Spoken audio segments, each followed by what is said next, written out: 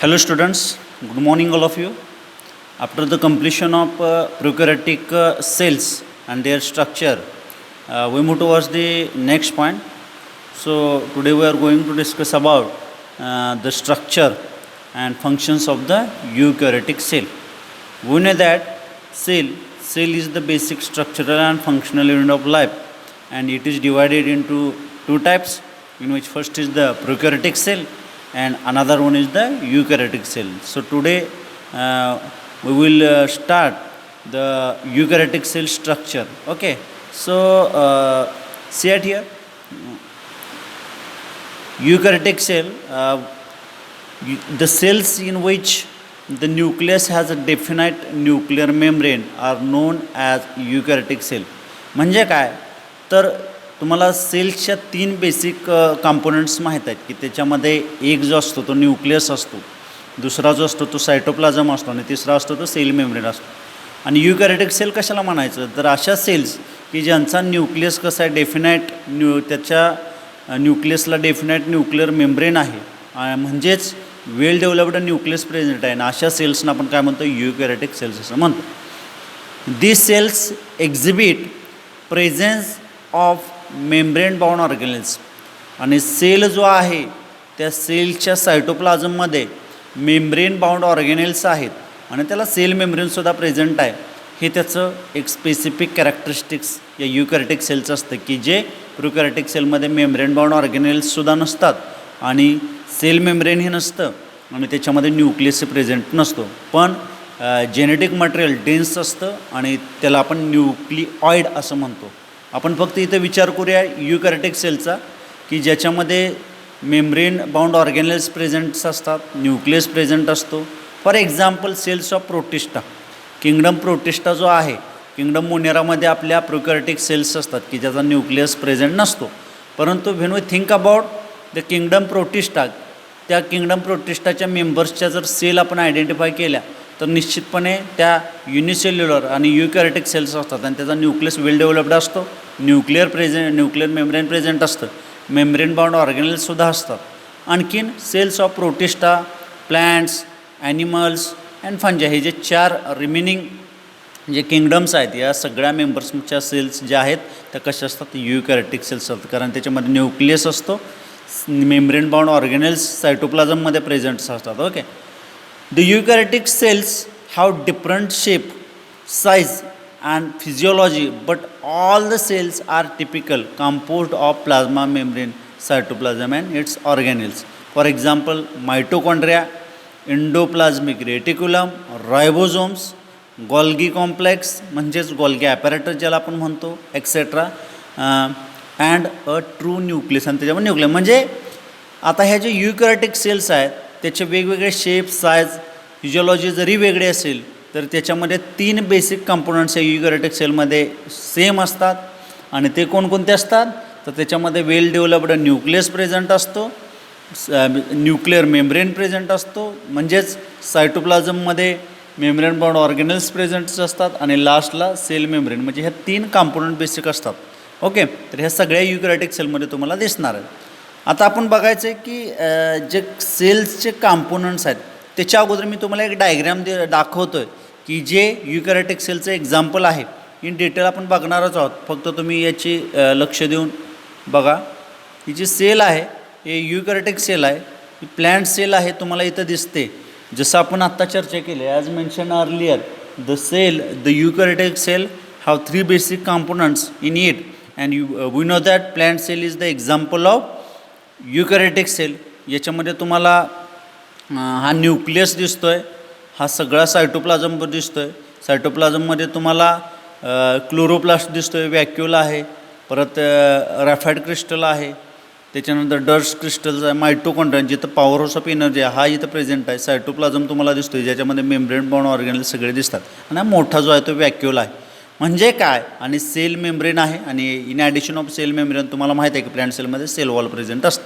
तर हे सगळे युकॅरियोटिक सेलचं स्ट्रक्चर तुम्हाला इथं दिसतं आहे. डायग्राम तुम्हाला जर एक्झामिनेशनमध्ये विचारलं draw neat labelled diagram of plant cell, तर ही डायग्राम तुम्ही काढायची आहे. किंवा युकॅरियोटिक सेलची जरी डायग्राम विचारली तर अशा पद्धतीचाच डायग्राम तुम्ही काय करायचं आहे, काढायचे आहे.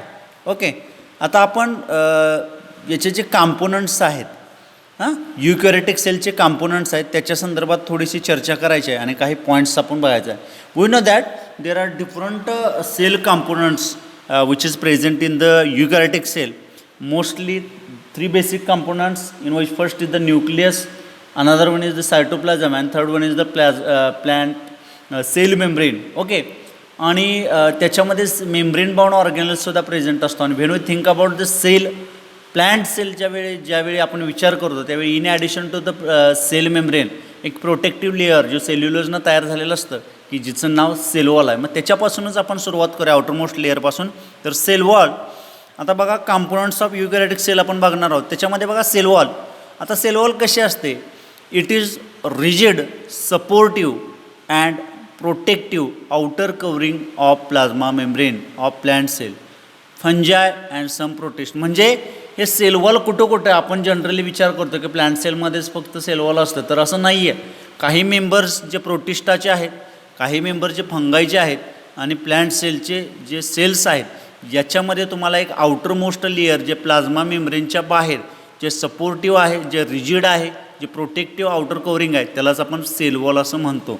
मग ते वेगवेगळ्या मेंबर्समध्ये त्याचं केमिकल कंपोजिशन काय असं असतं, वेगवेगळं असतं. Algae shows presence of cellulose, आणि जे अल्गा आहे, अल्गी आहे, या अल्गीमध्ये जे सेल वॉल असतं ते सेल्युलोजनं तयार झालेलं असतं. गॅलेक्टॅन्सनं, मॅनॅन्सनं and minerals like calcium carbonate in cell wall. म्हणजे हे सगळे केमिकल कंपोजिशन या सेल वॉलमध्ये असतं. आणि कशामध्ये असतं? अल्गा जो आहे या अल्गामध्ये असतं.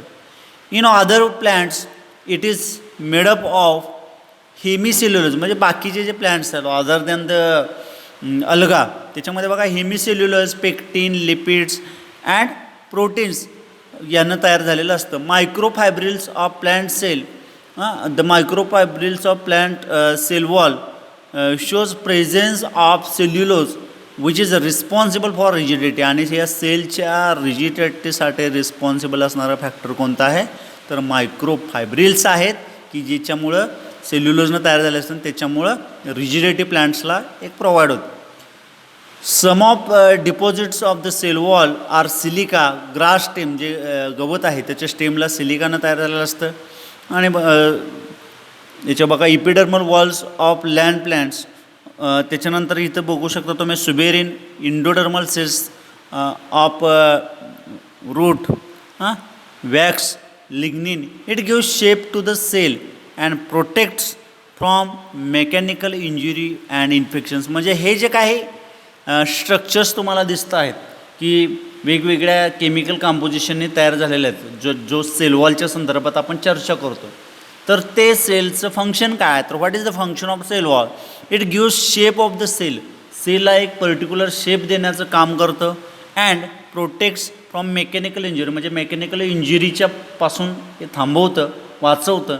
आणि काही इन्फेक्शन्स असतात त्या इन्फेक्शन्सपासूनसुद्धा आपण त्या प्लांटचा बचाव करतो. तर हे इम्पॉर्टंट फंक्शन्स आहे. Look at this diagram. ही डायग्राम जर तुम्ही बघितली तर याच्यामध्ये ही this is the diagram of plant sale.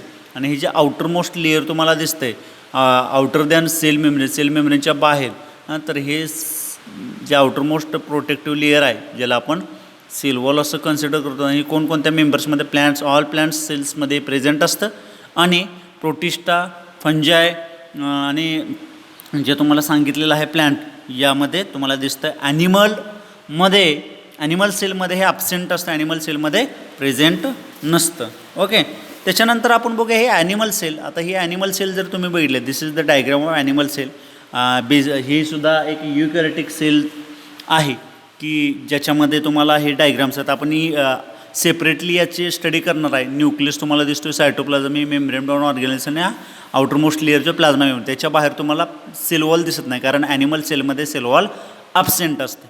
आपण आता फक्त आणि फक्त विचार करणार आहोत जे युकॅरियोटिक सेलमधला जे एक्झाम्पल आहे, कॉम्पोनंट्स ऑफ सेलच्या संदर्भात आपण चर्चा करतो आहे आणि त्याच्यामध्ये स्पेशली सेल वॉलचा विचार करायला लागलो आहे. आता बघा, in plants cell wall shows middle lamella. आता हे जे प्लांट्स आहेत आपण फोकस करूया प्लांट्समध्ये, प्लांटच्या सेल वॉल संदर्भात आपण विचार करूया.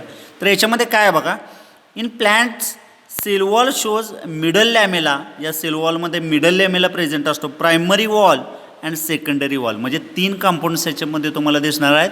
एक दिसणार आहे मिडल लॅमेला, दुसरा दिसणार आहे प्रायमरी वॉल आणि तिसरा असणार आहे सेकंडरी वॉल. आता ही डायग्रॅम जी आहे हे तुम्हाला सेल वॉल ऑफ प्लांट सेलची डायग्रॅम दिसते की ज्याच्यामध्ये तुम्हाला हा जो ग्रीन कलरचा पार्ट आहे हा मिडल लॅमेला फर्स्ट पार्ट तुम्हाला दिसतोय, त्याच्यामध्ये तुम्हाला जो दिसतो प्रायमर सेल वॉल आणि हा जो पार्ट आहे हा सेकंडरी सेल वॉल तुम्हाला दिसतोय. म्हणजे हे सगळं स्ट्रक्चर जे आहे ते cell wall of plant cell असं तुम्हाला दिसतं. आता आपण 1 बाय 1 याचा डिटेल बघूया. आता मिडल लॅमेला, हा जो ग्रीन कलरचा मिडल लॅमेला आहे त्याच्या संदर्भात काय माहिती दिली आहे, it is thin and lies between 2 adjacent cell. 2 ज्या सेल्स, याच्यानंतर एक सेल असणार आहे, त्या 2 सेलच्या मधला जो ॲडजेसंट थिन लाईन आहे त्याला आपण काय म्हणतोय, मिडल लॅमेला म्हणतोय. It is the first structure formed from cell plate during cytokinesis. Cytokinesis म्हणजे सेल ज्यावेळी तयार होते त्यावेळी पहिल्यांदा सेल प्लेट तयार होतो. सेल प्लेटपासून हे मिडल लॅमेला तयार झालेलं तुम्हाला दिसून येतं आहे. It is the first structure formed from cell plate during cytokinesis.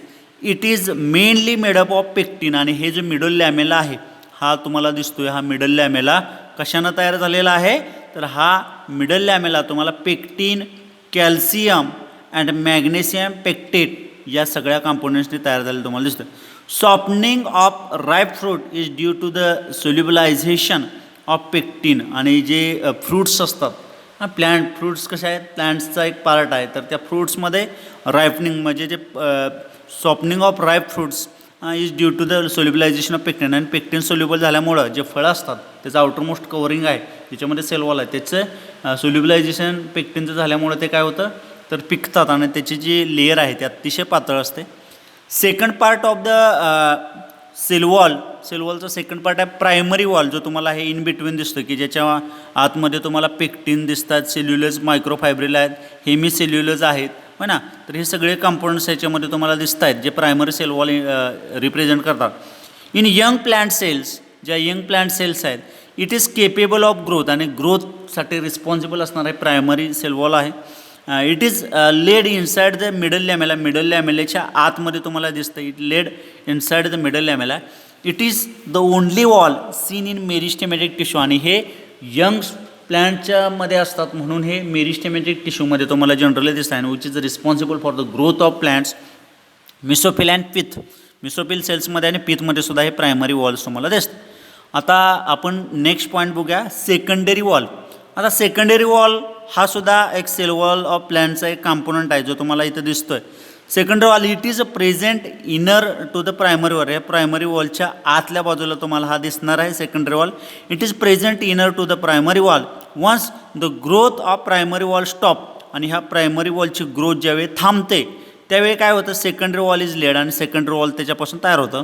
At some places thickening is absent which leads the formation of pits. आणि त्याच्यामुळे त्याची काही ठिकाणी ग्रोथ थांबल्यामुळं, थिकनिंग थांबल्यामुळं त्याचे पिट्स म्हणजे जे काय होल्स आहेत ते तयार होतात. Plasmodesmata are cytoplasmic bridge between the neighbour cells. आणि जो प्लाझ्मोडेस्मॅटा आहे 2 सेलच्या मध्ये तुम्हाला हे सायटोप्लाझ्मिक ब्रिज दिसतं की ज्याला आपण प्लाझ्मोडेस्मॅटा असं म्हणतो.